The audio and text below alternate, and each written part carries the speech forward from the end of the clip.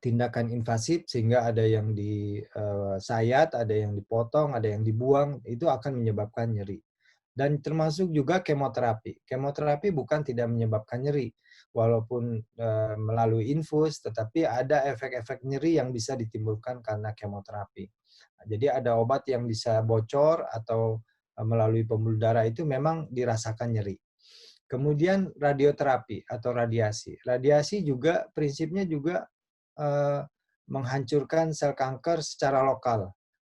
Tetapi sel-sel yang normal itu tidak terhindar dari kerusakan dari radiasi, sehingga tentu saja akan menyebabkan nyeri. Nah, kemudian ada juga efek-efek tidak langsung dari kanker itu sendiri. Tadi saya mendengar ada ibu yang mengeluh limfedem. Limfedem itu lama-lama atau dari awal juga bisa mengeluh nyeri. Kemudian ada peradangan, jadi radang atau inflamasi di sekitar kanker. Itu bisa menyebabkan nyeri. Kemudian juga ada DVT. DVT itu deep vein thrombosis. Trombosis, jadi sumbatan di pembuluh darah itu juga menyebabkan nyeri. Kemudian kalau pasien-pasien itu mempunyai keluhan atau diagnosis tambahan, misalnya diabetes, itu menjadi suatu tambahan nyeri lagi pada pasien. Kemudian pasiennya dengan usia lanjut, ada osteoartritis atau pengapuran, ada asam urat, ada gouty arthritis, jadi nyerinya menjadi bertambah. Nah, sayangnya dikatakan bahwa 1 dari 3 pasien itu tidak mendapatkan pengobatan untuk nyerinya. Jadi bayangkan bahwa pasien ini boro-boro diobati tetapi tidak mendapat pengobatan. Nah, nanti kita lihat bahwa yang mendapat pengobatan juga ternyata tidak adekuat. Dan ini akan mempengaruhi outcome atau kondisi umum pasien secara keseluruhan. Kita lihat di sini bukan hanya nyeri yang tidak terobati. Ada keluhan seperti sesak napas, apalagi itu keluhan yang tidak tampak, misalnya depresi. Depresi itu kan sulit sekali dinilainya. Jadi antara orang depresi dengan tidak depresi kadang-kadang tidak bisa dibedakan secara makroskopis atau secara penglihatan. Dan itu tidak ada pemeriksaannya. Jadi tidak ada laboratoriumnya untuk mendiagnosis nyeri atau depresi. Sehingga keluhan itu bisa saja menjadi luput dari pemeriksaan dokter. Kemudian konstipasi itu juga bagian atau keluhan-keluhan yang seringkali tidak tertangani dengan baik oleh dokter. Banyak sekali hambatan yang bisa menyebabkan nyeri itu tidak terobati, itu tadi. Baik itu dari faktor pasien, kemudian faktor dokternya, atau faktor dari sistem kesehatan. Dalam hal ini mungkin nanti asuransi dan sebagainya. Kita lihat dari faktor pasien. Faktor pasien yang pertama adalah tentu saja pengetahuan tentang penyakitnya. Jadi kalau pasiennya tidak mengerti, bahkan tidak bisa mengungkapkan rasa nyerinya, itu akan menjadi hambatan pertama dalam penanganan nyeri. Nah, Ya, jadi dok. nyeri itu bisa dari faktor pasien. Kemudian dari dokternya. Dokternya juga kadang-kadang tidak merasa terampil untuk menangani nyeri. Seringkali kita menemukan kasus di rumah sakit Hasan Sadikin terutama pasien-pasien yang tidak diobati atau tidak mendapat obat di PPK 1 maupun PPK 2 ataupun dokter praktek pribadinya. Kalau ditanya kenapa? Karena dokternya merasa tidak tahu atau tidak berani memberikan obat karena pada pasien ini pasien kanker gitu. Dan itu sebenarnya tidak perlu terjadi gitu. Kemudian ada juga Pak dokter-dokter yang tidak bisa menilai kondisi nyeri itu secara adekuat. Nah, atau dokternya takut meresepkan obat-obat nyeri yang hebat. Dalam hal ini mungkin termasuk di dalamnya adalah opioid. Kemudian sistem kesehatan kita juga belum baik. Jadi beberapa pasien itu tidak bisa mendapatkan obat secara penuh, termasuk obat-obat nyeri. Jadi kalau kita tahu morfin itu hanya terbatas kadang-kadang hanya diberikan 3 hari atau paling lama 1 minggu, sementara nyerinya itu setiap hari dalam 1 bulan, ya kan gitu. Jadi pasiennya harus mengambil obat setiap 3 hari atau setiap 1 minggu, dan ini akan menjadi masalah. Kemudian dokter-dokter yang menangani nyeri juga terbatas. Jadi di Hasan Sadikin dokter nyeri saja tidak ada gitu. Itu dibagi menjadi dokter-dokter ahli kankernya, anestesi, paliatif dan sebagainya. Nah, apa yang terjadi kalau seseorang penderita kanker itu tidak diobati nyerinya dengan baik? Banyak impact-nya, jadi banyak akibatnya yang disebabkan nyeri itu mempengaruhi aktivitas fisik, psikologi, fisiologi, dan kekebalan tubuh. Yang nomor satu tentang fisik, tentu saja akan menyebabkan pasiennya menjadi lebih cepat lelah dan menjadi tidak bisa melakukan aktivitas, dan pada akhirnya akan menurunkan fungsi kerjanya dan dia tidak bisa melakukan aktivitas sehari-hari. Kemudian bisa saja timbul gangguan tidur. Nah, kemudian secara psikologi, orang yang mengeluh nyeri itu akan timbul gejala-gejala negatif, seperti cemas, depresi, gangguan mood, kemudian bisa saja menjadi gangguan jiwa. Gitu. Kemudian pasti juga merasa tidak percaya diri dalam interaksi sosial, karena keterbatasan dari aktivitasnya. Nah, secara fisiologi dan kekebalan tubuh, nyeri juga itu akan mempengaruhi. Jadi orang-orang yang nyeri itu, penyembuhan lukanya menjadi lebih lambat. Kemudian massa ototnya menjadi menurun, kemudian juga bisa menurunkan motilitas usus sehingga jadi sulit BAB, jantung lebih cepat, tekanan darah juga meningkat, dan termasuk menurunkan daya tahan tubuh. Jadi kalau orang yang mengeluh nyeri terus berkelanjutan, itu bisa menurunkan daya tahan tubuh. Nah, oleh karena itu, pada siang hari ini kita akan membahas bagaimana tentang nyeri ini. Mulai dari penyebab dan jenis-jenis nyeri, mengapa ada nyeri pada pasien kanker, bagaimana kita bisa menilai derajat nyeri, kemudian bagaimana mengobati pasien kanker itu, sehingga kita nanti bisa mendapatkan pengobatan yang baik dari pengobatan ini. Nah, nyeri itu secara definisi adalah suatu persepsi atau perasaan yang tidak menyenangkan akibat dari kerusakan jaringan tubuh yang terjadi maupun yang akan terjadi. Jadi walaupun dia belum terjadi, itu bisa saja menjadi suatu sinyal bahwa ada ancaman untuk kerusakan organ. Nah, jadi secara umum nyeri adalah sinyal dari tubuh kita supaya kita bereaksi terhadap stimuli atau rangsangan itu. Nah, secara umum berarti itu suatu yang baik, suatu yang bermanfaat untuk perlindungan diri kita. Walaupun ini definisinya sudah lama, ini masih dipakai. Jadi walaupun nyeri di sini adalah nyeri yang bersifat fisik sebenarnya. Nah, sebenarnya ada juga nyeri yang bersifat non-fisik. Nah, kita bicara tentang yang nyeri fisik. Bagaimana suatu nyeri atau rangsang nyeri itu bisa dirasakan oleh kita. Jadi kalau misalnya ada suatu trigger atau ada suatu rangsangan, misalnya tertusuk jarum di sini, maka ada saraf yang merasakan, namanya sensory neuron. Di sini berwarna biru. Nah, itu akan dihantarkan sinyalnya langsung ke medula spinalis. Medula spinalis itu ada di tulang belakang. Nah, nanti diproses di tulang belakang, kemudian baru diproyeksikan ke otak. Jadi di otak itu ada pusat nyeri, dan otak akan memproses sinyal itu, kemudian dia akan memerintahkan tulang belakang lagi, saraf di sana, yang disebut dengan motor neuron. Motor neuron itu adalah saraf-saraf yang mengatur sistem motorik. Gitu.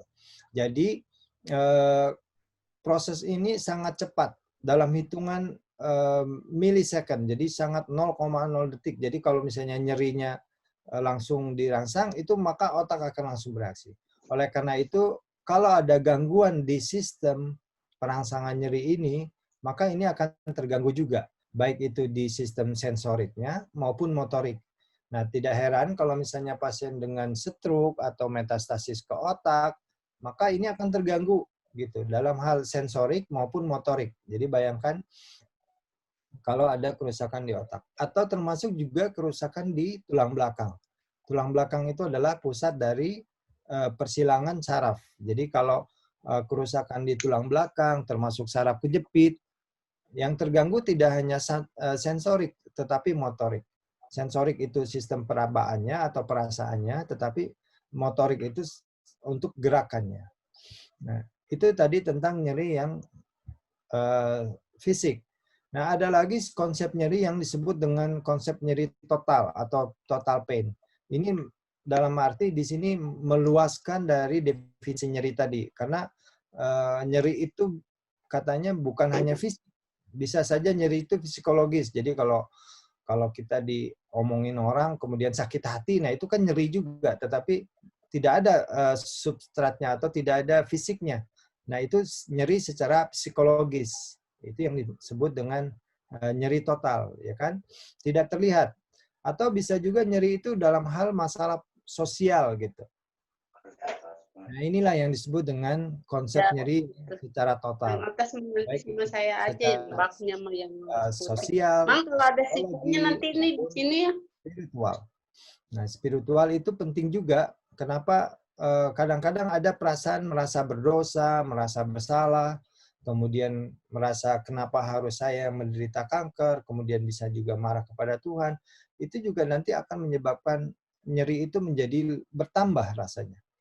Nah, kemudian nyeri yang disebabkan oleh karena faktor sosial juga penting, karena kekhawatiran keluarga, keuangan, kekurangan pekerjaan, merasa diabaikan, itu menambah rasa nyeri. Nah ini penanganan nyeri itu harusnya bersifat holistik, termasuk pengobatan kankernya ya kan.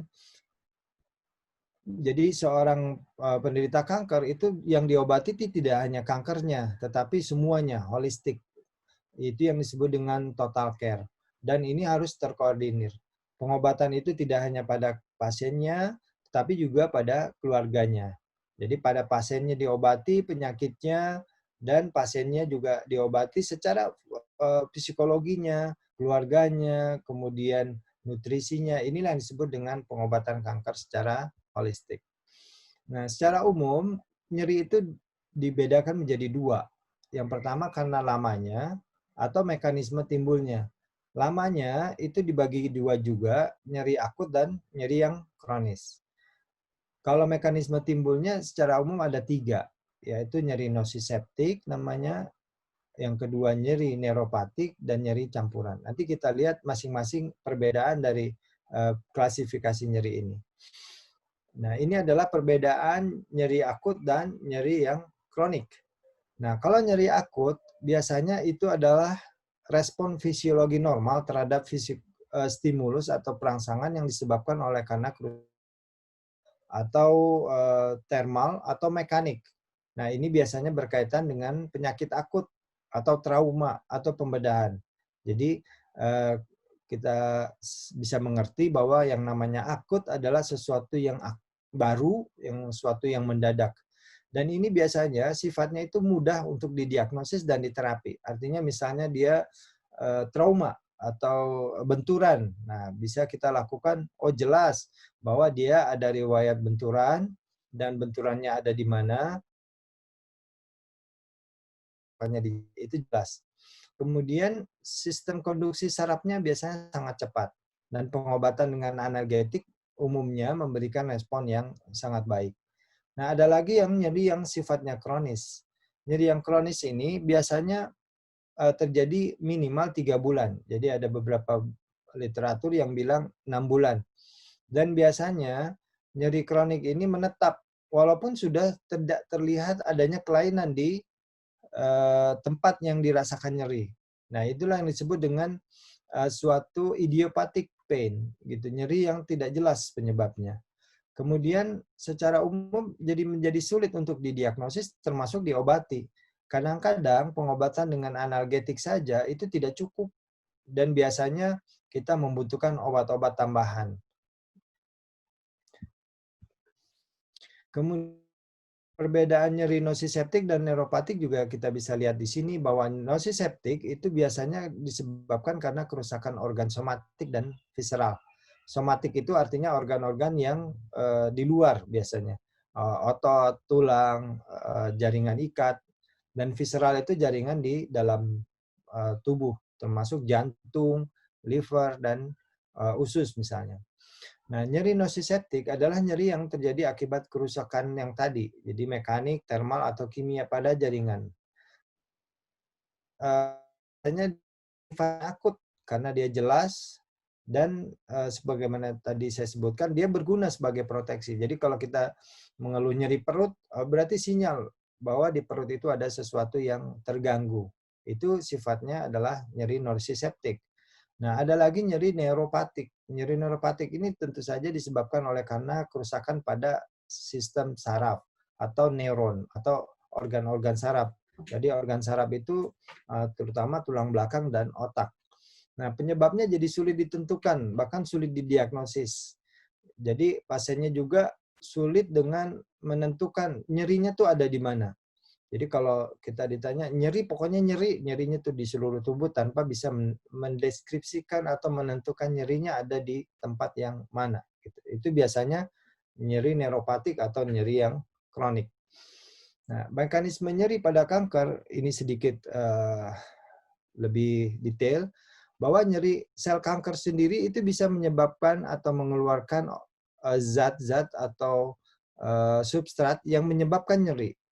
Kemudian kerusakan organ atau akibat kankernya, jadi ada luka atau peradangan, ada perdarahan, itu juga akan menambah banyaknya faktor-faktor yang menyebabkan nyeri ini. Nah, kemudian zat-zat ini yang bradikinin, prostaglandin, itu akan menyebabkan perangsangan di nociceptor namanya. Jadi reseptor nyeri. Jadi penangkapan sinyal di perifer untuk mengirimkan ke otak gitu. Nah, pentingnya adalah bahwa tidak selalu ada kerusakan jaringan, tidak selalu adanya kerusakan di tulang, tetapi bahwa sel kanker sendiri bisa menyebabkan perangsangan dari zat-zat ini menyebabkan nyeri. Bisa aja tidak ada benjolan, bisa aja tidak ada perdarahan, bisa aja tidak ada patah tulang dan sebagainya, tapi pasiennya mengeluh nyeri. Dan inilah yang kadang-kadang mispersepsi antara dokter dan pasien. Jadi dokter tidak melihat ada kelainan, pasien merasa nyeri, dan dokter menganggap itu keluhan yang subjektif. Nah, perlu sekali diketahui bahwa apa yang disampaikan oleh pasien itu harus dipercaya katanya. Bahwa kalau pasien mengeluh nyeri, itu adalah nyeri yang sebenarnya. Ada banyak istilah tentang nyeri ini. Antara lain adalah allodynia. Allodynia itu adalah nyeri yang muncul akibat rangsangan yang tidak memicu rasa nyeri. Jadi nyeri terjadi oleh suatu perangsangan yang harusnya tidak nyeri. Misalnya kita berjalan kaki, berjalan gitu. Berjalan itu harusnya tidak nyeri, tetapi karena ada sesuatu jadi nyeri, itu allodynia. Atau kita memakai baju, itu tidak nyeri. Nah, itu tiba-tiba nyeri, itu allodynia. Atau ada lagi yang disebut dengan hiperalgesi. Hiperalgesi adalah peningkatan rasa sakit yang lebih dari seharusnya gitu. Jadi kalau tidak sesuai dengan nyeri atau stimulus yang diberikan. Jadi lebih tinggi dari apa yang ditimbulkan. Itulah yang disebut dengan hiperalgesia. Ada lagi yang disebut dengan parestesia. Parestesi itu sensasi abnormal. Jadi merasa seperti baal, kesemutan, panas, itu yang sesuatu yang tidak sesuai atau sensasi yang abnormal dari nyeri. Nah, ini kadang-kadang dikeluhkan oleh pasien dan pasien kadang-kadang tidak bisa mendeskripsikan nyeri secara sempurna, tetapi itu harus dianggap benar oleh dokternya. Nah, ada 4 tujuan dari kalau kita mengobati pasien dengan nyeri. Yang pertama adalah kita mengoptimalkan pengendalian nyeri. Jadi nyeri itu tidak bisa juga dihilangkan 100%. Jadi mencapai 0% atau bebas nyeri itu kadang-kadang memang tidak bisa tercapai. Biasanya dokter bisa menurunkan 30-50% dari nyeri sebelumnya, itu sudah sangat baik. Yang kedua, pengobatan itu harus meminimalkan efek samping dan seharusnya biayanya murah. Yang ketiga, meningkatkan kemampuan fungsional tubuh sehingga pasien itu bisa melakukan aktivitas sehari-hari, bisa juga melakukan kegiatan sosial dan secara psikologisnya baik. Jadi tidak terganggu, tidak stres, tidak depresi. Nah, secara umum bisa meningkatkan kualitas hidup. Nah, kalau kita lihat tadi bahwa nyeri kanker itu sangat banyak gitu. Ada yang continuous, ada yang kronis. Jadi Ya, ada Dok. beberapa istilah nyeri, ada yang disebut dengan allodynia, ada hiperalgesia, ada parestesi. Jadi ini adalah istilah yang paling sering nanti kita dengar. Jadi allodynia itu adalah nyeri yang timbul akibat rangsangan yang seharusnya tidak menyebabkan nyeri. Artinya kita bisa melakukan aktivitas sehari-hari, tetapi kok nyeri gitu. Misalnya memakai baju kok tiba-tiba sakit atau kena kain itu nyeri sekali, itu adalah allodynia gitu. Karena harusnya kan terkena kain atau sentuhan itu tidak menyebabkan nyeri, itu adalah allodynia. Nah, kalau hiperalgesia adalah suatu rasa nyeri yang stimulusnya timbul memang penyebab nyeri gitu. Jadi kalau kita ditusuk oleh jarum nyeri, tetapi kalau hiperalgesia nyerinya itu rasanya kok lebih dari tusukan jarum gitu. Itu hiperalgesi. Kemudian ada hiperastesi. Kalau hiperastesi itu sensasi yang abnormal. Jadi kalau tusukan jarum itu biasanya nyerinya tajam gitu. Nah, kalau parestesi itu kok nyerinya jadi baal atau kesemutan atau panas. Nah, itu suatu yang berbeda dari rangsangan yang seharusnya. Nah, jadi tujuan pengobatan nyeri kita adalah 4. Yang pertama, mengoptimalkan pengendalian nyeri itu tadi, karena nyeri itu memang suatu yang sulit untuk dikendalikan. Dalam arti untuk mencapai bebas nyeri itu merupakan suatu hal yang sangat sulit dan bahkan dikatakan itu mustahil. Menurunkan nyeri hingga 30-50% itu adalah suatu hal yang logis katanya. Yang kedua, pengobatan nyeri itu harusnya mempunyai efek samping yang minimal. Kita tahu bahwa obat nyeri yang paling kuat itu adalah golongan opioid. Opioid itu termasuk diantaranya narkotika yang kita kenal, diantaranya adalah morfin. Nah, seringkali pasien dan dokter itu takut karena efek samping dari morfin yang dalam tanda kutip kita dengar itu sangat tidak menyenangkan. Dan harusnya juga nyeri itu bisa diobati dengan biaya murah. Jadi beberapa obat-obat nyeri termasuk morfin sendiri, kemudian itu adalah obat-obat yang tidak murah, jadi masih mahal. Yang ketiga, syukur-syukur kita bisa meningkatkan kemampuan pasien untuk melakukan aktivitas fisik yang normal. Dalam arti nanti kalau dia bisa melakukan aktivitas fisik yang normal, secara psikologis juga dia menjadi lebih baik. Dan yang ujungnya adalah kita meningkatkan kualitas hidup secara umum pasien-pasien kita. Nah, oleh karena itu nyeri itu sangat kompleks. Jadi saya bagi di sini ada akut, ada kronik, ada sindrom, ada continuous. Semuanya adalah membuktikan bahwa nyeri kanker itu merupakan suatu masalah yang kompleks. 80% itu pasien itu mengeluh nyerinya lebih dari 2 tipe. Jadi ada yang nosiseptik dan ada yang neuropatik. Nah, yang sisanya itu yang lebih banyak, lebih kompleks lagi. Oleh karena itu penata laksana nyeri itu merupakan suatu hal yang sangat penting. Nah, pengobatan nyeri yang utama tentu saja terhadap kankernya atau penyebabnya. Kita bisa lakukan operasi, radiasi, kemoterapi. Nah, kadang-kadang seperti tadi disebutkan bahwa operasi, radiasi, kemoterapi itu juga menyebabkan nyeri. Nah, ini tidak bisa dihindari. Tetapi yang harus diingat adalah bahwa operasi, radiasi, kemoterapi itu akan memberikan manfaat yang lebih besar daripada kerugiannya. Yang kedua adalah farmakoterapi, artinya kita memberikan obat. Nah, obat itu bisa diberikan secara langsung atau tidak langsung terhadap nyerinya. Yang tidak langsung adalah analgetik yang kita kenal seperti pada umumnya. Jadi kita obat-obat nyeri itu adalah obat-obat yang berefek tidak langsung terhadap nyeri. Nah, kalau yang langsung itu obat-obat yang langsung diberikan ke tempat nyerinya. Jadi dia menghambat perjalanan sinaps, perjalanan sinyal yang tadi kita gambarkan, ada yang diblok sehingga sinyal atau aliran sinyal untuk nyeri itu tidak terjadi. Contohnya adalah neuroablasi. Kemudian ada obat-obat juga yang disuntikan langsung ke tempat nyeri, itu juga disebut dengan pengobatan yang langsung. Kemudian ada juga pengobatan non farmakoterapi.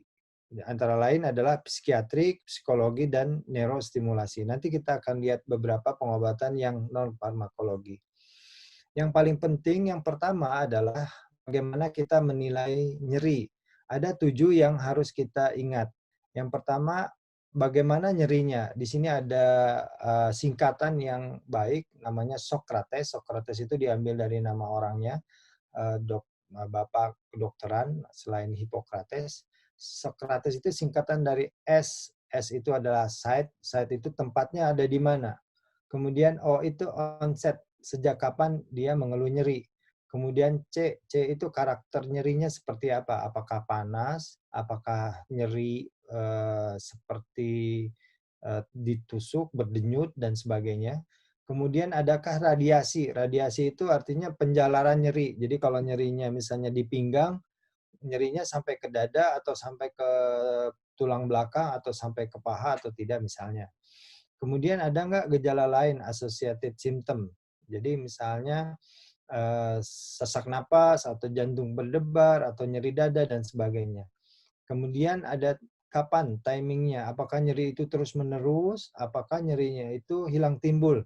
Nah, kalau hilang timbul, kapan? Apakah tiap pagi? Apakah tiap sore? Apakah tiap akhir bulan misalnya? Atau awal bulan misalnya? Dan sebagainya. Kemudian faktor-faktor yang eksaserbasi atau menurunkan. Jadi kapan dia meningkat, kapan dia menurun. Artinya kalau misalnya nyeri kalau saat berbaring, berbaringnya kalau miring kiri atau miring kanan dan sebagainya.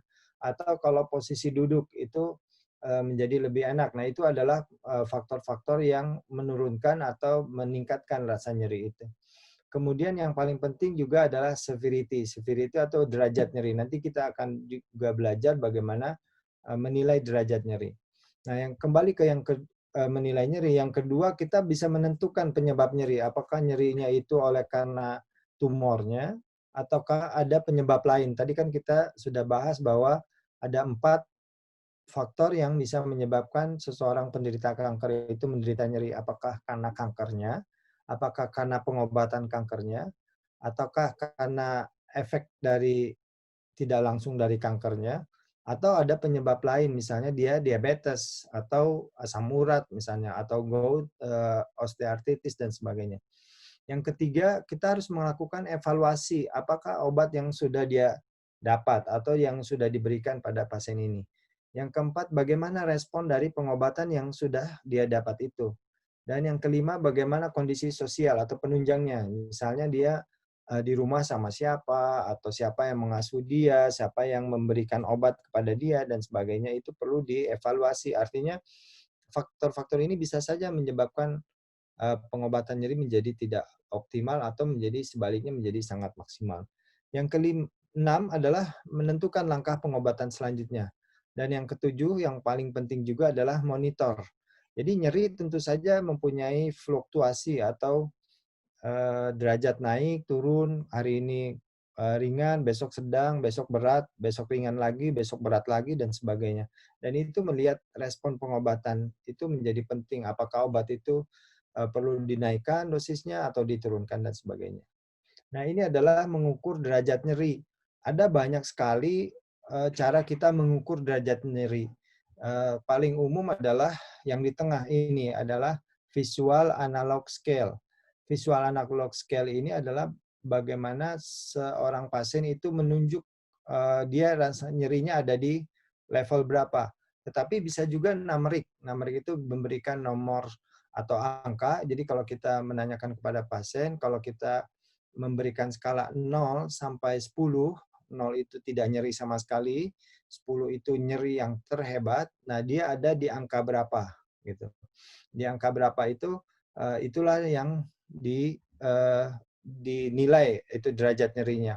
Atau deskripsi, bagaimana dia mendeskripsikan nyerinya, apakah sakit sekali, sangat sakit, atau sakit sedikit, dan sebagainya. Itu menjadi suatu yang subjektif. Nah, paling sering yang digunakan adalah FAS ini.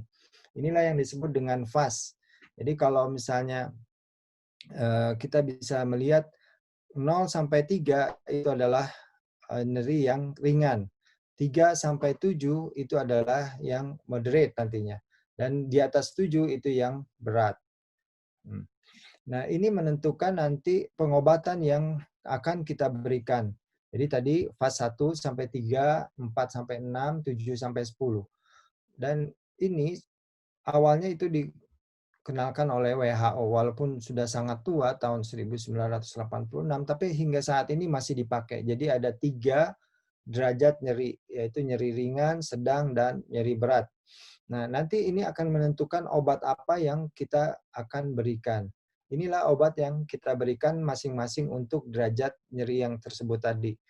Kalau dia nyeri ringan, artinya fasenya 1 sampai 3, itu cukup dengan obat-obat non-opioid, artinya obat-obat yang bukan sifatnya narkotik.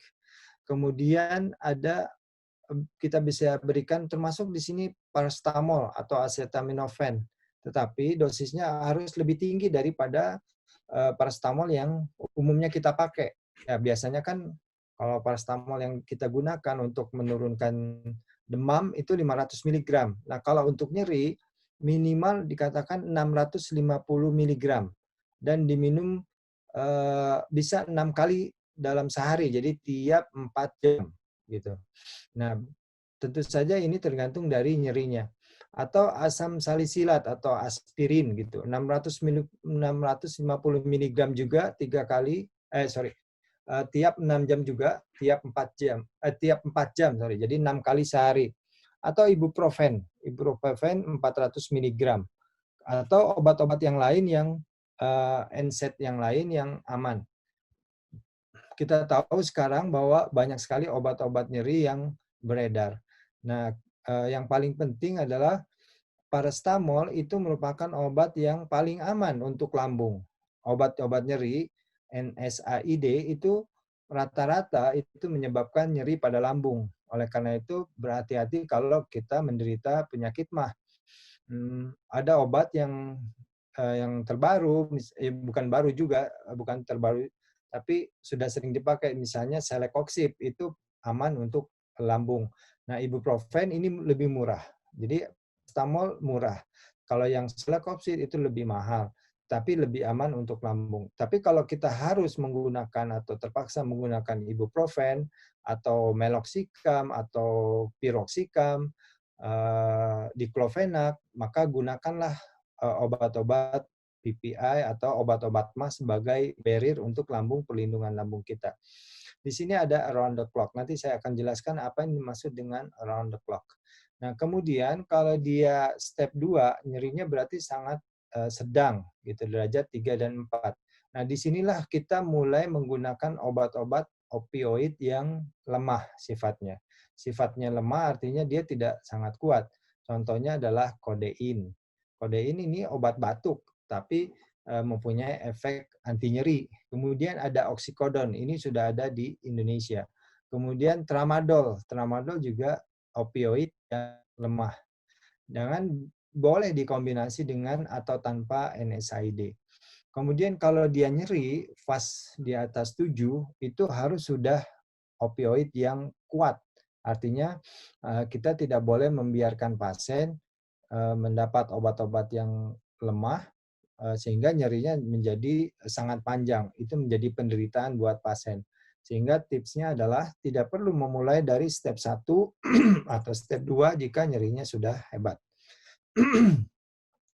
Apa yang dimaksud dengan around the clock atau ATC? Kenapa harus around the clock? Karena nyeri kanker itu biasanya bersifatnya persisten. Persisten itu arti menetap dalam 12 atau 24 jam. Sehingga kita harus mengontrol nyeri dalam waktu 12 dan 24 jam itu.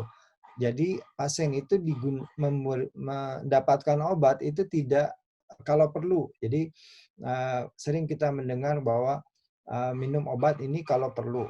Nah, itu untuk nyeri pada pasien yang sifatnya persisten nyerinya pada pasien kanker, sebaiknya tidak menggunakan kalau perlu, atau kalau mau menggunakan kalau perlu, itu ada barrier atau ada baseline-nya untuk nyeri yang persistennya. Artinya dia kombinasi antara obat yang kalau perlu dan ada obat yang untuk continue.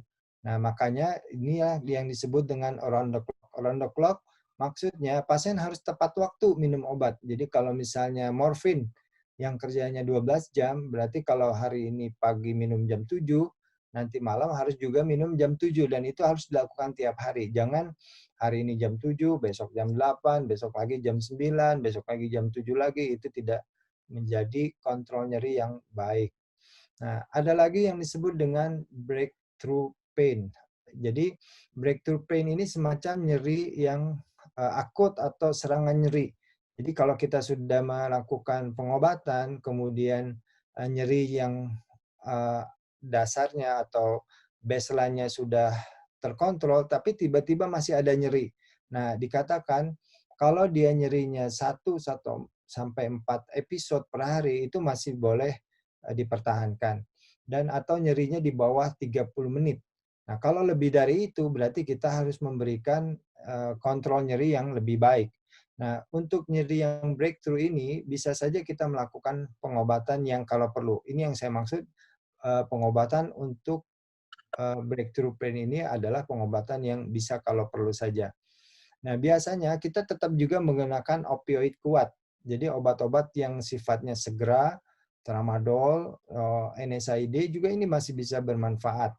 Nah, sebaiknya diberikan secara bukal, mukosa, ataupun inhaler, tetapi kita belum punya inhaler. Nah, artinya tidak menggunakan obat-obat yang rilisnya lambat untuk yang breakthrough pain ini. Nah, obat tambahan untuk nyeri kanker itu ada macam-macam. Dan ini digunakan untuk meningkatkan efek dari pengobatan opioid. Jadi memperpanjang kontrol terhadap nyeri. Jadi dosis opioidnya nanti tidak terlalu tinggi dan penggunaan opioidnya bisa menjadi lebih ringan. Nah, obat-obat yang kita gunakan adalah antidepresan, antikonvulsan, seperti amitriptilin, kemudian pregabalin, gabapentin, itu sudah digunakan. Termasuk juga steroid. Steroid itu seperti dexamethasone, methylprednisolone, prednison, itu gunanya untuk mengontrol nyeri. Ada juga obat-obat tidur, itu juga bisa digunakan. Ada juga muscle relaxan, jadi supaya ototnya lebih rileks. Kemudian NMDM blocker ini seperti ketamin, metadon itu sudah jarang digunakan. Bisfosfonat juga digunakan. Ini bisfosfonat itu termasuk zoledronic acid atau zoledronic atau bondronat itu termasuk bisfosfonat. Atau termasuk juga antihistamin kita gunakan juga. Termasuk juga laksatif, jadi pencahar supaya buang air besarnya lancar, itu diperlukan untuk mengontrol nyeri. Antispasmodik juga kita gunakan. Nah, ada yang dimaksud dengan pengobatan non-farmakoterapi untuk nyeri. Non-farmakoterapi itu bisa bersifat fisik, bisa bersifat psikoterapi, bisa juga complementary atau alternatif. Nah, physical therapy itu biasanya dilakukan di rehab medik atau fisioterapi, sifatnya bisa okupasi atau exercise atau orthotics atau rehabilitasi atau menggunakan alat misalnya elektrik atau infrared itu untuk menghilangkan nyeri. Nah, secara psikis kita bisa membantu pasien nyeri itu untuk melakukan relaksasi, edukasi, kemudian coping terhadap nyerinya, kemudian meningkatkan pengetahuan dia sehingga dia bisa lebih bersahabat dengan nyerinya.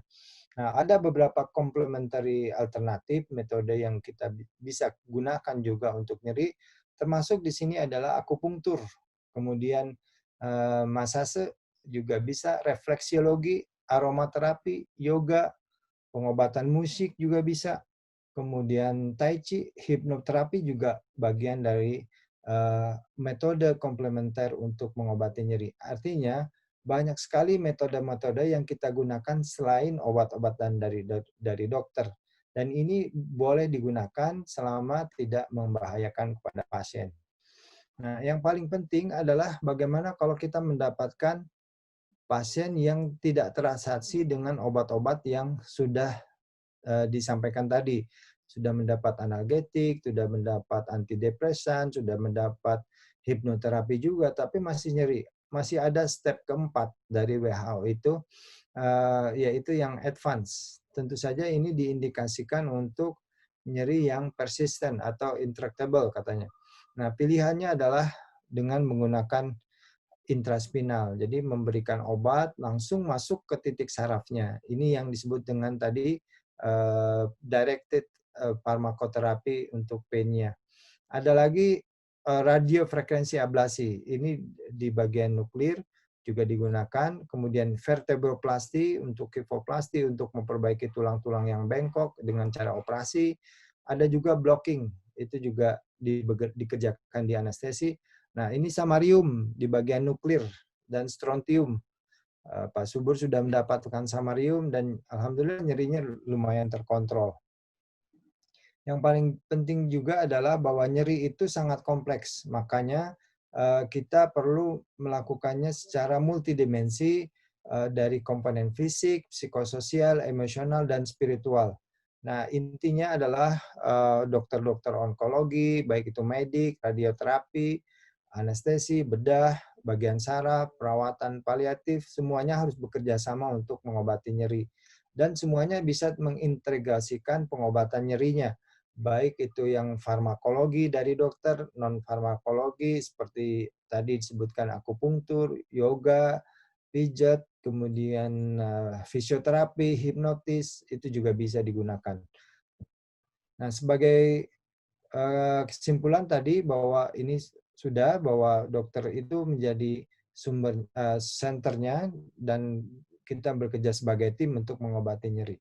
Nah, sebagai kesimpulan adalah nyeri kanker itu bisa saja tidak teratasi pada pasien kanker dan keluhannya banyak sekali dan ini akan mempengaruhi kualitas hidup dan menurunkan kemampuan untuk menjalani terapi yang seharusnya. Nah, pengobatan nyeri itu didasarkan pada penilaian derajat nyeri. Kita tadi tahu derajat nyeri ada 3, sedang, ringan, dan berat. Nah, kemudian ada nyeri yang breakthrough. Breakthrough itu artinya nyeri yang serangan tiba-tiba padahal dia sudah mendapatkan pengobatan yang seharusnya. Nah, model pengobatan nyeri ini harus bersifat around the clock, artinya continue. Tidak sebaiknya diberikan tidak kalau perlu saja. Karena kalau pengobatan kalau perlu untuk nyeri yang persisten itu menjadi tidak optimal. Dan pengobatan nyeri itu sangat kompleks. Kita membutuhkan penanganan secara multidisiplin, integrasi termasuk dari caregiver itu penting sekali untuk menangani nyeri secara komprehensif. Saya pikir ini yang saya bisa sampaikan, Bu Yanti. Terima kasih. Mohon maaf tadi banyak sekali keputusnya karena sinyalnya sangat tidak stabil. Terima kasih, Bu Yanti. Ya, terima kasih, Dok. Ya, Oke, makasih Dokter Indra. Ya, makasih Dokter Indra atas pemaparannya. Makasih juga udah disimpulin, Dok. Jadi saya nggak perlu untuk penyimpulan lagi ya, Dok ya. Iya, jadi kalau sedikit mungkin sedikit yang dapat saya simpulkan di sini adalah ketika kita mengalami rasa nyeri itu kita harus bisa menyampaikan kepada dokter kita segimana sih nyeri kita. Jadi dengan kita penyampaian dari kitanya itu akan bisa bagian mana sih yang harus diobati, kenapa sih. Jadi memang kepada pasiennya sendiri yang harus diutamakan untuk terbuka ya, Dok ya, sama dokternya. Iya, itu harus memerlukan kerjasama antara pasien dan dokter.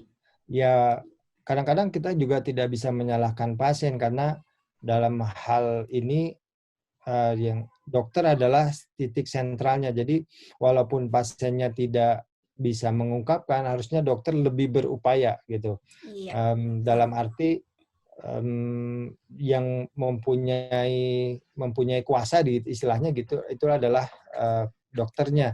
Jadi dokter harus lebih berupaya menggali, menilai, dan mengakses nyeri lebih dalam karena ujung-ujungnya nanti kan dokternya yang kena, yang di kok Dokter Indra nggak ngasih ini sih pasti gitu nanti iya, ya Dok ya gitu. ujungnya. Ya jadi kita sebagai pasien pun kita harus jujur ya sama dokter kita. Iya. Tapi jangan, wah ini mah kita udah tahu nyerinya karena luka, terus nanya, Dok ini kenapa ya? Itu mah kayaknya udah nggak perlu ya dipertanyakan. Iya. Iya, jadi kita sebagai pasien juga harus cerdas, kita harus bisa memilah-milih mana sih yang benar harus kita pertanyakan kepada dokter kita, mana yang masih bisa untuk kita handle sendiri. Oke, makasih Dok. Selanjutnya kita akan buka tanya jawab. Saya baca di chat room sudah banyak sekali pertanyaan dan beberapa yang sudah WA ke saya juga, nitip pertanyaan juga sudah ada. Saya mau mulai dari teman-teman BCS dulu yang mau bertanya langsung. Boleh melambaikan tangan. Mbak Tias, tolong bantu saya ya. Tias mah nggak usah nanya, udah sering ketemu. Bukan, maksudnya Mbak Tias membantu saya melihat siapa yang melambaikan tangan, Dok. Kalau Mbak Tias mah tinggal datang ke ruangan dokter nih kayaknya, sama CFV juga ya. Iya. Ya, silakan teman-teman yang mau bertanya. Sebelum saya membacakan yang sudah WA ke saya ataupun yang ada di chat room. Kita juga pengen denger lah suara dari sahabat BCS. Iya. Ya, silakan yang mau bertanya, boleh langsung. Halo, Assalamualaikum Dokter Indra. Waalaikumsalam, Bu Yani. Iya, Dok, saya ini lagi sakit, kepala belakang sama tulang belakang. Ini sakit tuh udah 3 hari kok nggak sembuh-sembuh. Saya ke UGD, kemarin itu saya ke UGD, disuntikin, ada suntikan yang cairan yang dimasukin itu, tapi tetap masih sakit, datang ke rumah menggigil. Nah, saya minum obat, dikasih obat, Dok, sama dokter yang jaga itu yang di UGD ya. Ini dikasih obatnya itu pelumas tijanide ya. Buat otot, tapi tetap menggigil. Sakitnya itu masih tetap gitu, Dok. Sama Dekotopen ya. Buat nyeri, itu masih tetap aja, Dok, menggigil. Makasih banyak, Dok. Baik, terima kasih. Langsung dijawab, Mir. Ya, langsung aja, Dok. Baik, terima kasih Bu Yanti. Mohon maaf, saya agak lupa Bu Yanti itu sakitnya apa ya? Bu Yani. Bu Yani. Bu Yani. Dok. Kanker payudara, Dok. Payudara ya? Iya. Udah meta tulang apa belum ya? Kenapa, Dok? Udah meta tulang belum, Bu? Nah, ini udah ke tulang belakang itu sakit, tapi belum di di bone Bone scan scan? ya? Belum? Iya, belum. Baik, terima kasih Bu Yani. Jadi memang Dok. kita semua harus berhati-hati dengan keluhan. Bahkan keluhan nyeri sedikit pun. Tadi kalau Mira bilang bisa ditangani sendiri, sebaiknya tidak gitu. Jadi kalau kita ada keluhan sedikit, yang menurut kita tuh ini mah nggak apa-apa. Padahal itu menjadi awal nanti keluhan yang lebih besar. Nah, sebaiknya itu juga dikonsultasikan. Nah, kalau Ibu bilang tadi nyerinya 3 hari, sebaiknya ini dilakukan pemeriksaan yang lebih intens. Jadi termasuk dengan pemeriksaan MRI dan bone scan. Nah, kalau misalnya bone scan itu sangat lama, kita bisa melakukan MRI tulang belakang. Nah, untuk obat nyeri sekarang, sementara ini, memang yang Ibu sebutkan tadi memang obat-obat yang sudah sering kita berikan. Jadi obat-obat untuk pelemas otot, kemudian obat nyeri. Nah, kalau misalnya tadi nyerinya tadi derajatnya lebih dari 7, fase-nya 7, kita harus menggunakan obat yang lebih kuat, Bu. Jadi yang Ibu sampaikan tadi diclofenac, kemudian yang lain-lain, itu adalah nyeri untuk yang derajat ringan. Jadi itu fase-nya 1-3. Makanya Ibu masih mengeluh nyeri. Nah, saya sarankan Ibu mungkin besok kembali lagi ke poliklinik, karena kadang-kadang di emergensi sekarang itu dibatasi untuk pasien-pasien yang benar-benar emergensi. Kalau nyeri itu dianggap tidak emergensi karena tidak perlu ditangani secara cepat gitu. Nah, mendapatkan obat-obat yang kadang-kadang tidak adekuat. Nah, saran saya Ibu harus mendapat obat-obat minimal golongan yang opioid lemah, tramadol. Nah, saat ini Ibu bisa memberi obatnya bisa dinaikkan. Misalnya Ibu dikombinasikan dengan kalau tramadol kan harus pakai resep dokter. Jadi Ibu bisa kombinasikan coba dengan tambahan acetaminophen atau paracetamol tadi 6 kali atau 4 kali lah, minimal 4 kali 650 mg. Gitu. Ya, gimana Bu Yani? Cukup ya, Dok? Cukup ya Bu pertanyaan. Mohon maaf ya Dok, tadi saya salah. Iya, nggak apa-apa, nggak apa-apa, nggak apa-apa. Iya, nggak apa-apa Dok. Ya. Oke, selanjutnya ada yang mau bertanya? Kalau enggak, saya mau membacakan ada yang WA ke saya nih. Sebelum saya lupa. Oke, pertanyaannya adalah, seringkali ketika memegang gagang pintu atau nggak sengaja sentuhan dengan tangan teman suka kayak kesentrum. Itu kenapa ya Dok? Katanya gitu. Terus kalau jalan tiap langkah di telapak kaki terasa kayak lepasin listrik. Tapi tidak sakit, cuma berasa ada yang nyetrum aja, padahal sepatu yang dipakai sudah sangat nyaman. Ya. Ya, gitu Dok. Terima kasih, Mir. Jadi Ya. itulah tanda-tanda awal dari nyeri neuropatik. Nyeri neuropatik ini nyerinya biasanya bersifat menjalar gitu, seperti kesetrum, dan timbul gejala-gejala yang alodinia tadi. Jadi bersentuhan atau tersentuh dengan sesuatu yang seharusnya tidak nyeri, tapi kok ada rangsangan yang tidak tidak seharusnya. Nah, itu menandakan bahwa memang sudah ada patologi nyeri neuropatik di sini. Perlu kita waspadai dengan melakukan pemeriksaan gula darah. Kalau misalnya memang tidak ada penyakit kansernya, biasanya paling sering adalah diabetes yang menyebabkan gangguan seperti ini. Dan harus diingat juga bahwa nyeri-nyeri neuropatik itu seringkali di ujung-ujung ekstremitas, baik di tangan maupun di kaki. Nah, untuk penanganan pertama bisa menggunakan obat-obat vitamin, kemudian obat-obat nyeri neuropatik seperti amitriptilin, gabapentin, dan pregabalin. Gitu, Mir. Ya, oke. Makasih Dok. Tadi yang nitip WA ke saya, kalau misalnya belum jelas boleh WA balik ya. Iya, WA balik aja. Oke, ya. WA Terima balik ke saya kasih. juga aja. Maksudnya WA untuk perpanjangannya harus menanyakan apa lagi. Oke. Iya, iya. Selanjutnya ini saya baca yang dari chatroom. Selamat siang Dok. Bagaimana secara klinis untuk membedakan nyeri karena metastase ke tulang dan nyeri tulang karena efek samping obat? Terima kasih. Ini pertanyaan dari Ibu Sri Haryani Ganda Saputri. Baik, Ya, terima silakan, kasih Dok. Bu Heni. Jadi kalau nyeri pada metastasis itu biasanya dia sifatnya lokal. Kalau memang tulang yang terkenanya lokal. Tetapi kita ingat bahwa metastasis itu paling sering kepada tulang belakang, vertebra. Nah, vertebra juga kan panjang mulai dari leher sampai ke tulang pinggang. Jadi itu yang disebut dengan medula spinalis. Nah, biasanya medula spinalis itu sifatnya dia penjalaran. Nah, kalau metastasis nyerinya itu sangat painful gitu. Dan disertai dengan gangguan saraf. Nah, berbeda dengan nyeri akibat kemoterapi. Kalau nyeri karena kemoterapi itu biasanya tidak ada faktor neuropatik. Nah, jadi tidak ada seperti penjalaran, tidak ada panas, dan sangat erat dengan waktu kemoterapi. Jadi beberapa hari setelah kemoterapi, obat itu baru terasa nyeri. Sementara kalau nyeri karena metastasis, itu sifatnya juga progresif. Progresif itu makin hari makin terasa berat dan menjadi lebih parah. Gitu. Ya, oke. Demikian jawabannya ya Bu Sri. Oke, yang mau bertanya langsung silakan sebelum saya kembali ke chatroom.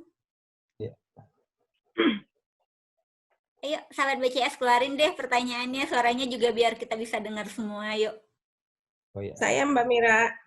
Ya, silakan Bu Ferry. Ya, Assalamualaikum Dok. Waalaikumsalam Bu Ferry. Ini Dok, saya tuh kemarin tuh kan tidak sakit lambung saya tuh ya, tapi awalnya tuh tangan saya bukan kesemutan, tangan saya tuh nggak bisa digerakin jari-jarinya. Nah, saya tuh karena masa pandemi kan saya tidak kontrol. Saya limfoma, kebetulan limfoma udah memasuki tahun kelima. Nah, udah gitu saya tuh kontrol. Begitu kontrol kan cek darah segala macam. Nah, ditemukan adanya perdarahan. Tapi saya tidak merasakan apa-apa. Nah, Perdarahan di mana? Saya tuh disuruh endoskopi. Oh, oke. Setelah melakukan endoskopi, ternyata ada luka lambung yang sampai ke usus. Nah, itu yang mengakibatkan perdarahan dan HB itu rendah. Nah, tapi saya tuh tidak merasakan apa-apa, Dok. Setelah saya di endoskopi dan minum obat, baru sekarang tuh kayak seel gitu. Apa itu pengaruh dari obat, Dok? Malah saya sebelum di endoskopi itu saya tidak merasakan apa-apa. Sebelum minum obat malah nggak sakit ya, Bu?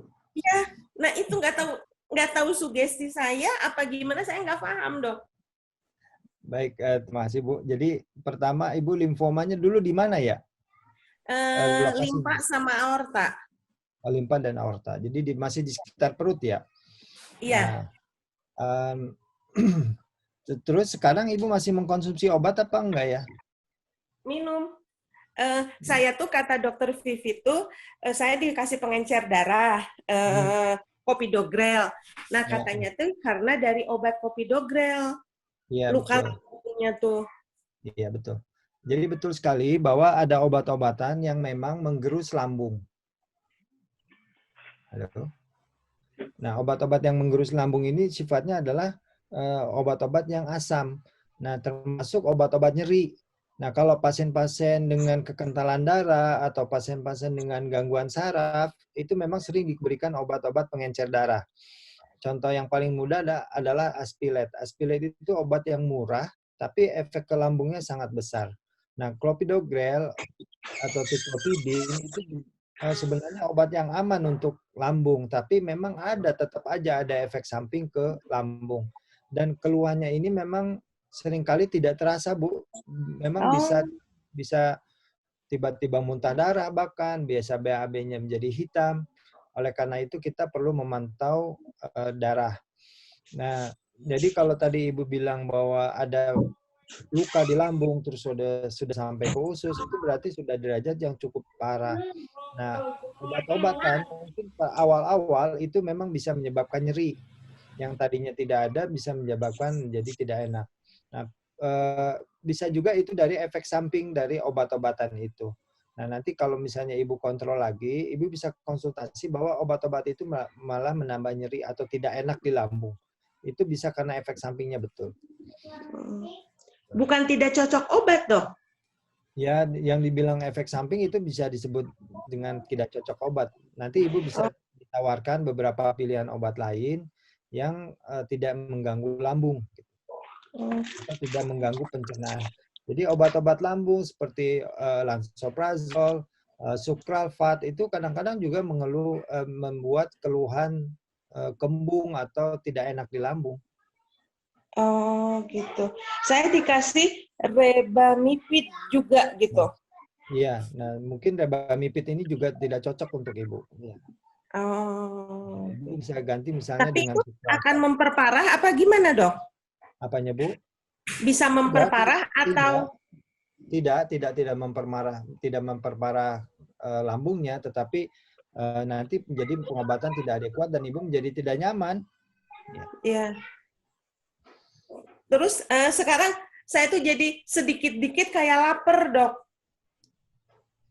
Kayak gitu. Setelah diisi makan dikit enak. Gula darahnya nggak tinggi? Enggak, kemarin tuh 135. Puasa? Enggak. Oh, nggak puasa. Ya sebaiknya kalau memeriksa gula darah harusnya puasa ya, Bu, supaya kita memastikan. Jadi itu bisa menjelaskan kenapa Ibu lapar terus, termasuk tadi kesemutan di tangannya itu, kenapa gitu. Jangan-jangan gulanya sudah mulai ada yang meningkat. Saya nggak kesemutan di tangan, Dok. Cuman kayak gitu. Kayak awalnya kesemutan. Bukan kesemutan di tangan tuh, jadi kayak awalnya tuh kayak kaku gitu, tangan tuh sebelah. Kaku, oke. Ya, baik. Ya, jadi kalau tadi cepat lapar, menurut saya sih tidak ada hubungannya dengan obat yang tadi. Ya, makasih banyak, Dok. Oke, ya kita cukupkan ya, Bu Ferry ya. Terima Iya. kasih. Ya, sebelum saya ke Pak Andi Alamsyah tadi raise hand, saya akan bacakan dulu di chat group ini. Selamat siang dok, dengan PET scan apakah dapat didiagnosis apa penyebab nyeri pada tulang belakang? Penyebab nyeri tulang belakang tuh banyak. Nah, kalau kita Maksud pertanyaannya dok, dengan PET scan apakah dapat? PET scan. Gitu? Oh iya. Dengan PET scan tuh bisa. Dengan PET scan Bisa. itu bisa. Karena PET scan itu secara tujuannya adalah untuk melihat aktivitas dari kanker sebenarnya. Jadi kalau dengan PET scan, kita akan melihat kalau ada kelainan itu dia lebih bercahaya, jadi lebih terang karena kanker itu gulanya sangat tinggi sehingga PET scan itu yang menggunakan gula, jadi dia akan tertangkap di situ sehingga terlihat jelas. Nah, kalau dia jelas karena kerusakan akibat kanker, dia akan lebih terang. Tetapi bisa juga dari PET scan itu terlihat ada kerusakan tapi tidak terjadi tangkapan FDG-nya atau gulanya. Nah, itu bisa dikatakan nanti dokter dari PET scan-nya bilang, oh ini bisa karena degeneratif atau karena inflamasi yang terjadi di situ, bukan karena kankernya. Ya. Oke, Pak Andi silakan Pak mau bertanya langsung. Oh iya, Pak Andi Alamsyah. Ya. Oh iya Mbak. Ya, boleh videonya Pak dihidupkan biar kita tahu yang mana sih Pak Andi. Apa agak gelap Mbak? Ya, silakan Pak. Assalamualaikum warahmatullahi wabarakatuh, dokter. Waalaikumsalam Pak Andi.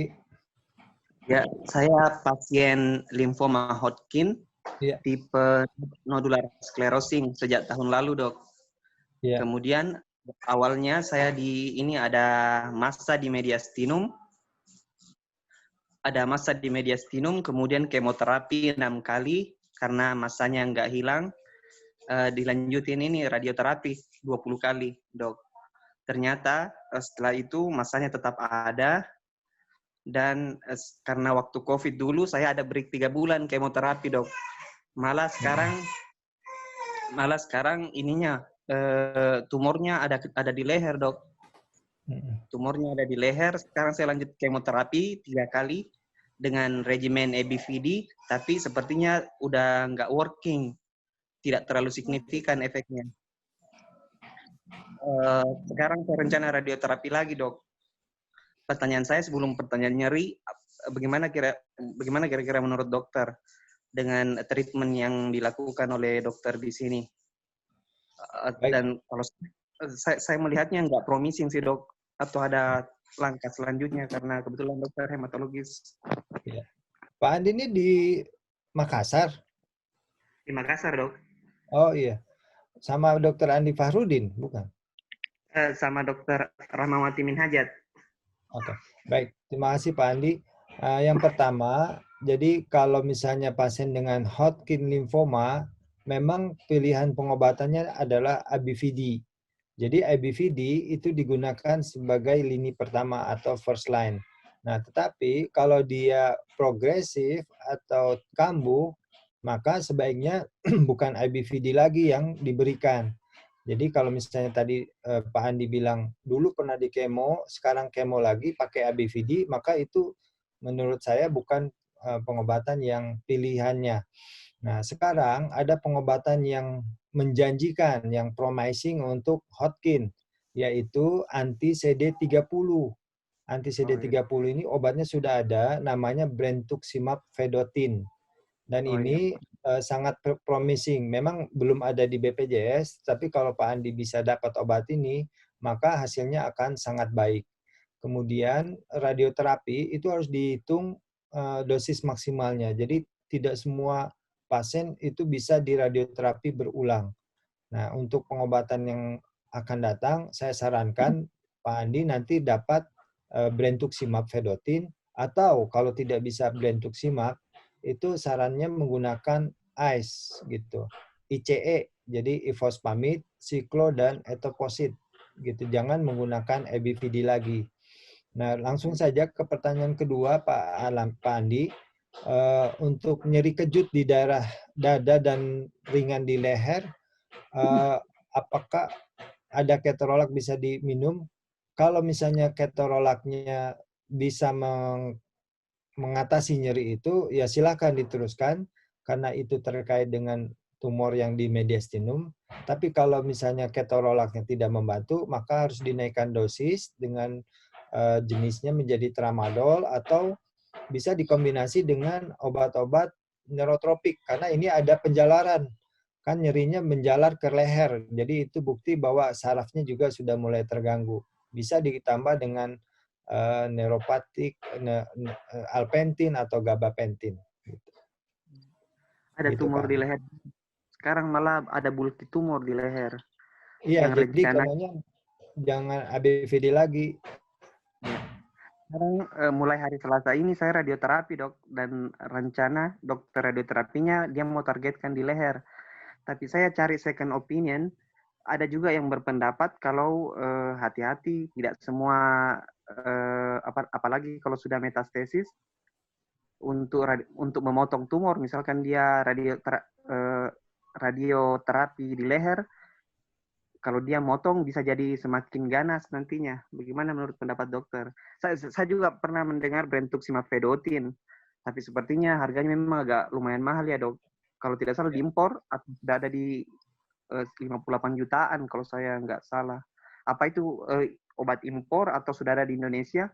Kalau misalkan dokter tahu, di mana kira-kira saya bisa hubungi, Dok, untuk bisa dapat obat itu?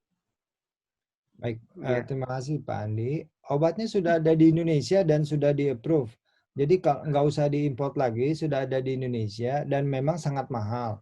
Tetapi obat ini sudah ada bantuannya. Jadi nanti ada timnya yang menilai kasusnya Pak Andi ini bisa dibantu berapa banyak.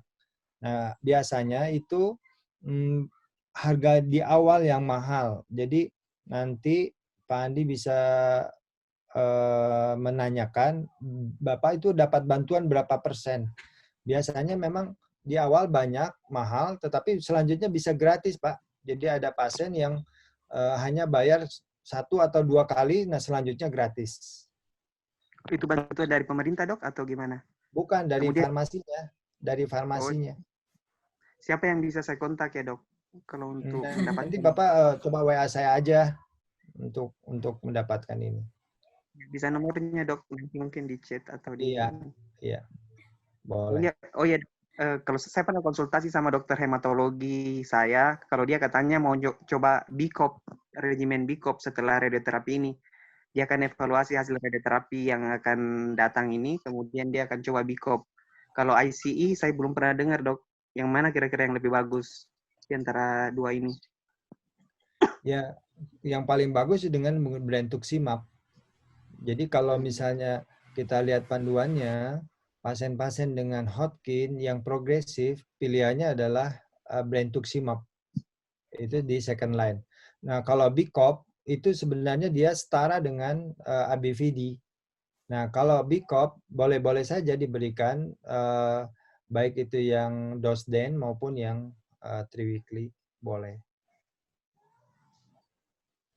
Tadi brentuximab bisa gratis ya, Dok? Bisa gratis, tapi bayar dulu di awal. Oh iya. Jadi ya, berapa gratis berapa gitu. Oke, Pak Andi mungkin nanti bisa dikonsultasikan ke dokternya lagi ya. Karena ini saya masih banyak pertanyaan. Ya. Mohon maaf ya Pak Andi ya. Saya saya kembali ke chatroom. Mau tanya, saya konsumsi obat Tamofen dan suntik Zoladex sudah 5 bulan. Efek sampingnya jadi sering kesemutan di tangan, lalu di kaki suka nyeri di tulang lutut dan betis. Solusinya gimana ya, Dok? Apa minum Neurobion itu dibolehkan setiap hari? Itu, Dok, pertanyaan. Tamoxifen ya? Iya, tamoxifen. Ya, jadi kalau tamoxifen memang biasanya pengeluhnya tidak nyeri. Kita harus melihat kalau nyerinya di tangan, berarti ada neuropati. Nah, kalau neuropati memang pilihannya adalah obat-obat anti nyeri neuropatik. Nah, Neurobion atau vitamin neurotropik B1, B6, B12 itu boleh dikonsumsi tiap hari dan itu aman. Nah, cuman masalahnya apakah pengobatan atau konsumsi tiap hari ini menjadi efektif. Nah, ini bisa efektif, tapi pengobatan nyerinya tetap harus dilakukan. Mana tadi? Ya, sebentar. Oke, ya masih ada di chatroom dok dari Ibu Liana Santoso. Pertanyaannya adalah, dok kalau obat nyeri ada tahapnya. Ketika berkurang nyerinya, apakah ganti obat yang turun rasa nyeri atau dosisnya dikurangi? Misalnya nyeri tingkat tinggi, terus diberi obat A. Ketika kurang nyeri, apa ganti ke tipe obat yang sedang atau kurangin dosis obatnya? Ya, terima kasih Bu Liana. Dua-duanya benar. Jadi bisa saja obatnya diganti atau dosisnya dikurangi. Jadi misalnya kalau dia dapat morfin 2 kali 15, bisa jadi 2 kali 10. Nanti kalau misalnya ternyata 2 kali 10 sudah terkontrol, dia tidak perlu morfin lagi, bisa mengganti menjadi NSAID biasa. Kalau NSAID masih tidak nyeri, bisa di stop bahkan, atau menggunakan obat-obat yang lebih ringan efek sampingnya. Jadi dokter akan menilai obat ini bisa mengcounter nyeri dan efek sampingnya seperti apa. Ya, Jadi sebentar. dok mau nanya dok. Ya, Jadi Bu. harus tetap dokter ya. Ya, Ya, Ibu Tuti. Bu Ya. Titi. Terima kasih dok.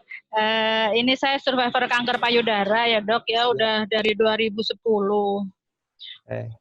Yang ingin saya tanyakan adalah, saya 2 tahun terakhir ini di pinggang itu ada nyeri, cuman kalau di USG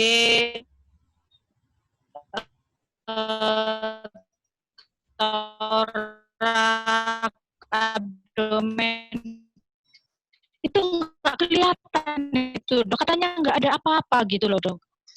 Padahal saya suka nyeri gitu loh dok. Terus berusahakan dok. Saya halo. Ya, Bu. Halo.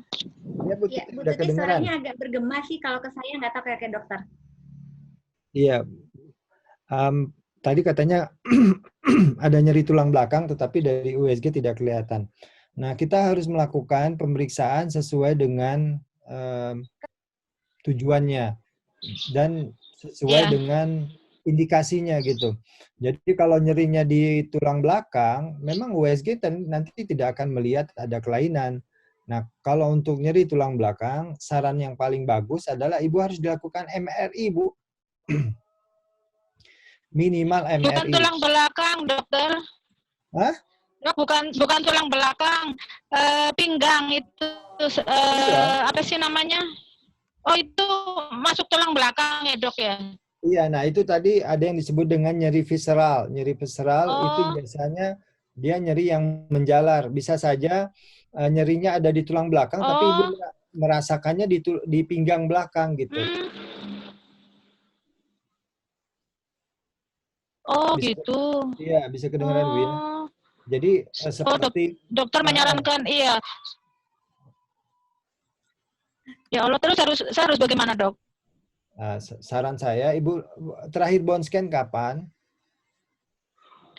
Itu Januari 2000 tahun kemarin. Kan saya sekarang kontrolnya setahun sekali.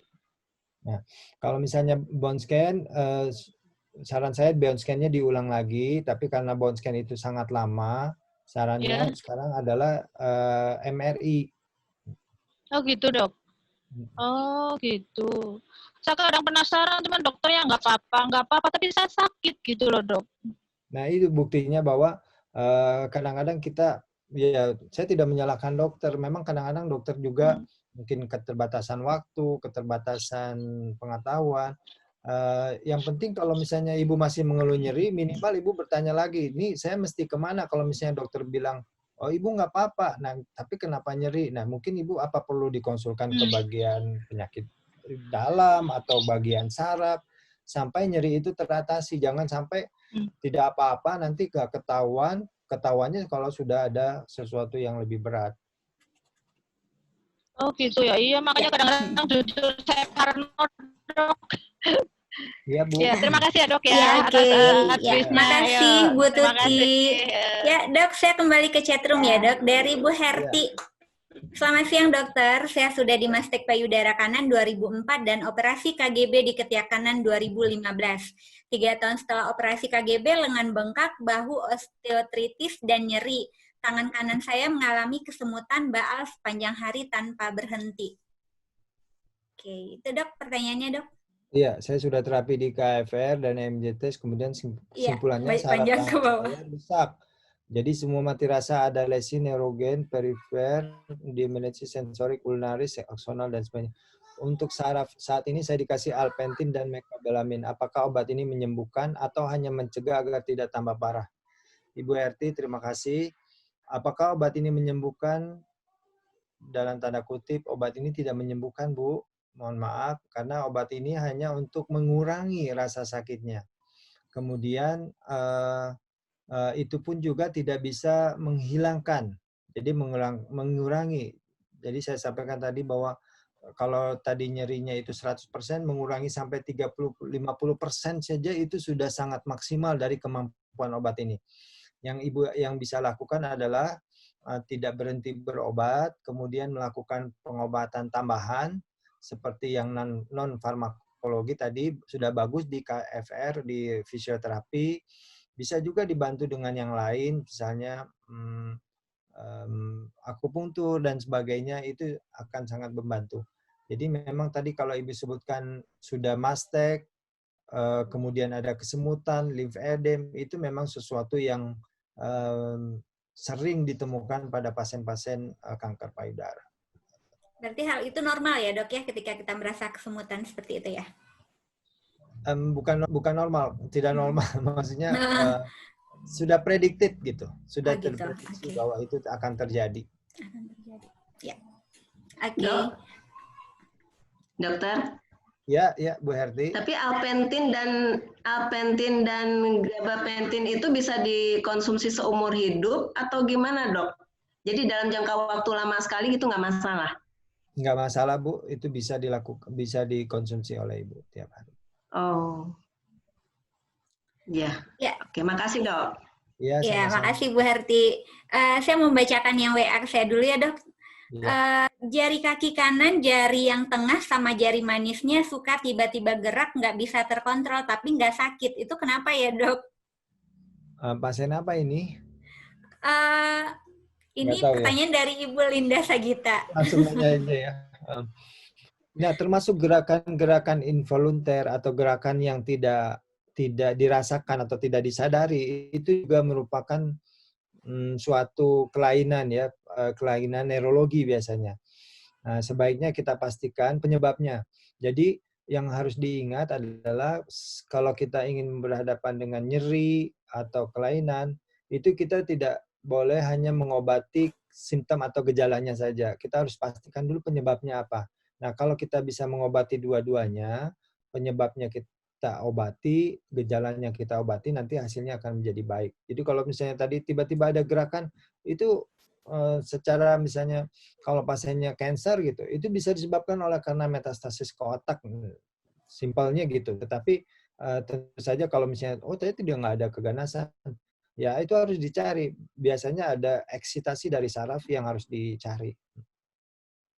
Ya. Oke. Dok, masih banyak pertanyaannya, Dok. Sabar ya, Dok. Banyak. Banyak sekali. Saya baca di chat room lagi dari Yohanita. Dokter, saya warrior lymphoma 5 tahun lalu. Sebelum diagnosa kanker, saya sulit berjalan dan nyeri di telapak kaki kanan. Suntik steroid sama dokter umum dan dokter matik di telapak tangan kiri. Akhirnya vonis kanker dan radiasi 10 kali di tangan dan kaki. Sebelum radiasi tangan kiri dan kaki kanan sudah rapuh. Akhirnya bengkok dan berubah bentuk. Masih panjang sih, Dok. Kira-kira seperti itu, Dok. Masih panjang pertanyaan. Iya, terima kasih Bu Yohanita. Pertama, limfomanya ada di mana? Apakah limfomanya berhubungan dengan tulangnya atau tidak? Kalau misalnya, umumnya kan limfoma tidak ke tulang, tapi bisa ke tulang. Nah, sekarang kan ada keluhan yang aneh gitu, maksudnya tidak umum, ada nyeri di tulang gitu. Apakah ini memang terkait dengan limfomanya atau bukan?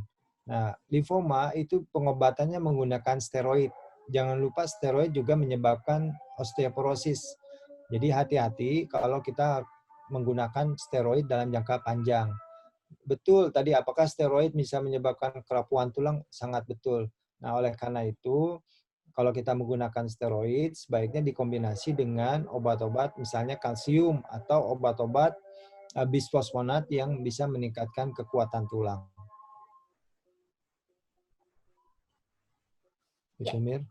Iya, oke. Ini saya lihat masih banyak pertanyaan. Mungkin apakah bisa di WA ke dokter aja nanti atau gimana ya, Dok ya? Iya, boleh. Atau boleh. gimana? Karena waktu kita juga sudah semakin ini. Tapi saya akan bacakan satu pertanyaan terakhir deh. Mohon maaf ya teman-teman semuanya. Boleh, saya akan bacakan. Iya, boleh. Iya. Oke, ini dari Ibu Lydia Indriana. Dok, saya triple negatif progresif dan di sekitar dada masih pendarahan terus tiap ganti perban seperti iritasi kulit gitu, Dok. Apakah itu karena trombosit yang low ya, Dok?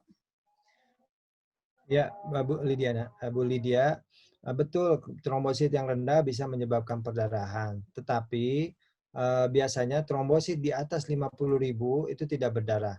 Nah, kalau misalnya ibu ada lokal perdarahan di daerah kansernya, pilihannya adalah radioterapi. Nah, jadi tidak murni karena trombosit yang rendah. Bahkan kalau trombositnya tinggi pada pasien kanker yang ada ulkus atau ada luka di payudara, itu bisa berdarah terus-menerus. Karena kanker itu bisa merusak langsung ke pembuluh darah. Nah, pembuluh darahnya itu terbuka sehingga perdarahan yang terus-menerus. Bisa juga jadi kebalikan, karena ibu berdarah terus-menerus, trombositnya jadi rendah. Nah, saran saya untuk kasus ibu ini, lakukan radioterapi. Ya. Maria. Iya Dok. Sorry. Mira, saya jawab aja ya langsung ini ya. Iya boleh Dok, langsung jawab Dok. Ya, saya baca dari Aldio Alfonso. Halo Dok, mau tanya, saya pasien kanker payudara sudah selesai kemo dan radiasi. Oh, ini sudah tadi ya? Belum sudah. Ya. Sekarang merasa nyeri saat buang air kecil, apa penyebabnya apa dan bagaimana mengatasinya? Nyerinya saat di cebok ya, buang air kecilnya sendiri nggak nyeri, berarti kemungkinan ada kelainan di sekitar di vagina depan, di luar. Bisa juga peradangan. Nah, ini menurut saya tidak berhubungan dengan tamoxifen-nya. Tetapi bisa juga karena infeksi. Sebaiknya ibu konsultasi lagi dokternya atau ibu meminta mengkonsumsi obat antibiotik untuk hal ini. Ya. Kemudian Ibu Yandri, ibu saya sedang sakit paru, mengeluh nyeri paru dan cepat capek kalau jalan. Beberapa langkah bagaimana mengenai nyeri paru? Apakah perlu exercise? Ibu, kalau pasien dengan nyeri dan sesak, exercise bukan merupakan pilihan yang baik. Justru dia harus cukup istirahat. Nah, nyerinya pada paru bisa karena kansernya, bisa karena metastasis ke tulang. Tentu saja pengobatan nyeri pada kanker paru ini merupakan hal yang sulit. Bisa dilakukan kemoterapi, juga radioterapi, dan obat-obat nyeri sekaligus bersamaan. Jadi obat-obatnya itu tadi bersamaan antara kemo, radiasi, dan obat nyeri. Kemudian Febrianto, dokter mau tanya, diagnosis nasofaring 2016 suka sakit di leher dan rahang. Apalagi saat makan, buka mulut, dan suka kaku. Hasil MRI ada limfadenopati. Apakah efek radioterapi? Betul, karena radioterapi itu bisa menyebabkan kerapuhan atau fibrosis, kekakuan dari tulang rahang dan mulut ya, mukosa leher dan rahang. Sangat mungkin karena radioterapi. Oleh karena itu orang-orang yang menggunakan radioterapi terutama di daerah leher, nasofaring, kemudian laring, paratiroid, itu dianjurkan untuk senam di anggota mulutnya gitu. Simpelnya adalah seperti mengkonsumsi permen karet. Jadi mulutnya itu terbiasa mengunyah dan kelenjar ludahnya menjadi aktif. Betul sekali, ini karena efek radioterapi. Saran saya untuk dilakukan fisioterapi untuk efek buka mulutnya. Gitu, Mas. Kemudian Ruth mau tanya, Dok, saya 3 bulan kemo sampai sekarang telapak tangan masih baal. Nah, obat-obat kemo memang bisa menyebabkan neuropati dan ini bisa berlangsung sangat panjang, 3 bulan. Oh, ini 3 tahun sekarang sudah sangat lama. Jadi bisa juga permanen, Mbak Ruth. Dan saran saya adalah mengkonsumsi obat neurotropik tadi, B1, B6, B12, ditambah dengan amitriptilin atau gabapentin atau pregabalin. Jadi betul ini karena efek samping dari kemoterapi, memang beberapa orang itu bisa permanen. Kemudian apalagi tadi Andi sudah, Aldio lagi, saya kan operasi kanker payudara kanan. Saya kadang mengilu di bagian bekas ketiak payudara doang. Penyebabnya apa, Dok? Karena operasi yang sifatnya mastektomi, apalagi itu radikal, itu mengangkatnya tuh sampai ke otot-otot tulang dada. Tentu saja ada saraf-saraf yang terangkat. Dan itulah yang menyebabkan nyeri. Nah, jadi nyerinya itu sampai ke ketiak dan payudara kanan dan kadang tulang punggung. Nah, itu nyeri yang disebut dengan nyeri penjalaran. Penyebabnya adalah karena operasi itu tadi.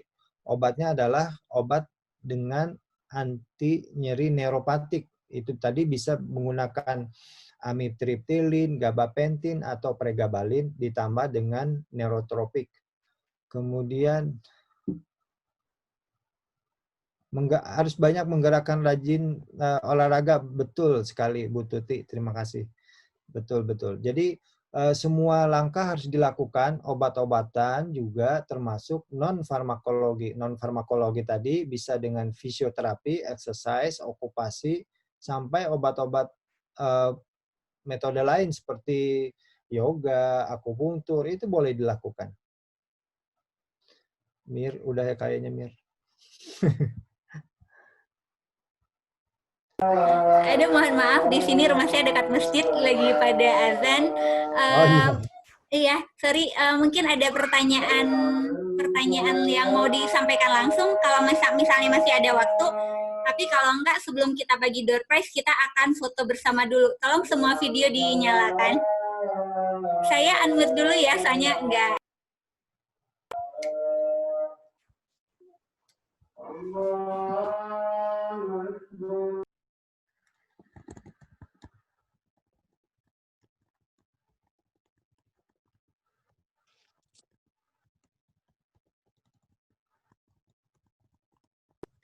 Ya, tolong semua video dinyalain, kita akan berfoto bersama.